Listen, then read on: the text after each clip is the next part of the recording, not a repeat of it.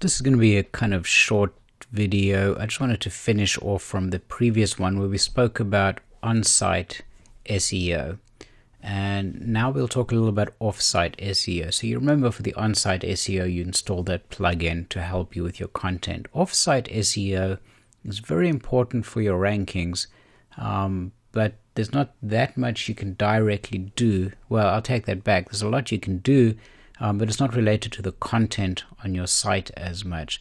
So Google's going to factor in external criteria that affects your rank. So just because you put the right keyword density and page titles, you did everything that the Yoast SEO plugin told you to do, it doesn't mean you're going to rank. And the more competitive your keyword is, in other words, the more other sites like that have that same keyword, it's going to be harder to rank against them. So really effectively what Google starts doing is it starts looking at other factors that might determine which site should rank higher. And one big example of that is how many backlinks you have. Now a backlink is nothing more than another website that links to you. And if you think about it for a minute, here's the method behind the madness. If I have a site on Host Daily Deals and you have a site on Host Daily Deals, and let's just assume that our content is similar.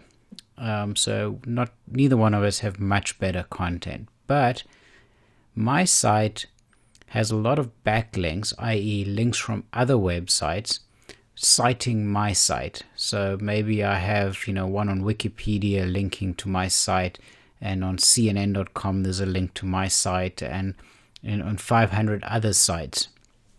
Now, which site do you think is going to rank higher? Yeah, clearly my site. And the reason being that Google views these citations from all these other websites linking to me as kind of social proof, or it's showing that my site must have inherent value, or in their terms, it's an authoritative site.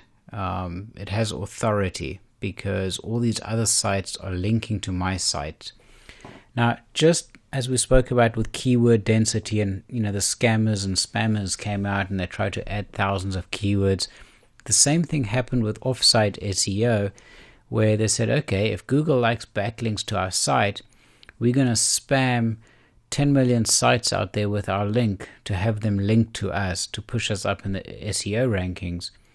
And you're going to find this now that you have a WordPress site out, and if you allow comments on some of your pages or posts, you'll see these bots are sometimes promoting spam. They're posting, irrelevant garbage comments on your forum with the sole intention of getting that backlink back to their site. And that's why you get all the spam. So here's the thing. You've got to be very careful of SEO companies. They're going to say, oh, we're going to propel you to page 1. And all that they're going to do is create a ton of spam backlinks.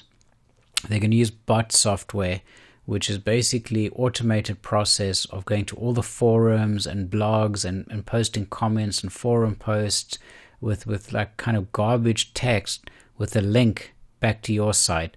The thought being that, oh, Google's going to see 10,000 backlinks to your site, and you're going to rank well. And the sad thing is this actually worked for a while. People were ranking well, and then Google figured this out, and they started with these panda and penguin algorithms, etc.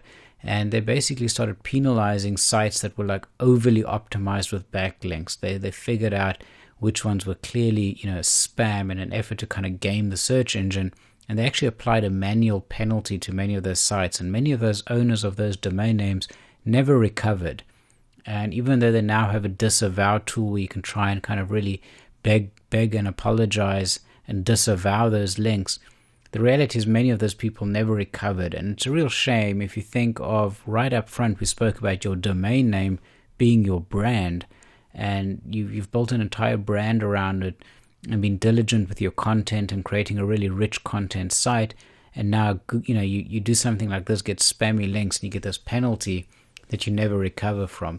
And even more of a shame, a lot of innocent webmasters like you or I just hired an SEO company and not really realizing that they creating these 10 million spam links, and yet we pay the price for it. So be very careful if you are engaging an SEO company to figure out how those backlinks are going to be created.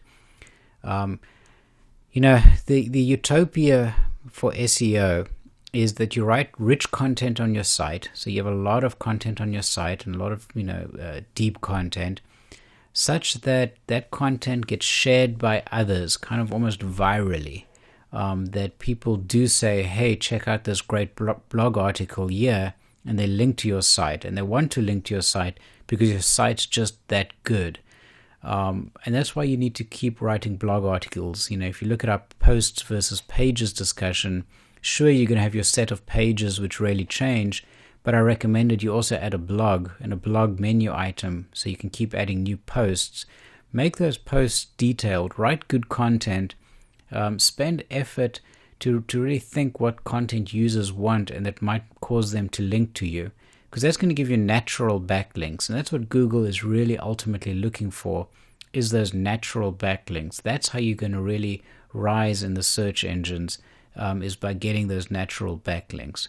It's obviously easier said than done. You can certainly go in and manually make sure that you get some backlinks to you from other sites, but generally you're looking for natural backlinks. So keep adding those blog articles. Again, I'm not going to try and pretend that this couple of slides is give you a whole treatise on SEO. It should give you just a sort of a baseline understanding. The Yoast plugin is going to help you with your on-site SEO content, and then from an off-site SEO perspective, really the two pieces of advice that I'm giving you is don't try and game the system by hiring an SEO company that's going to spam your site with 10,000 backlinks. It's only going to result in a penalty. And also try and write rich, deep content. Do some research. Think of content that your users would like.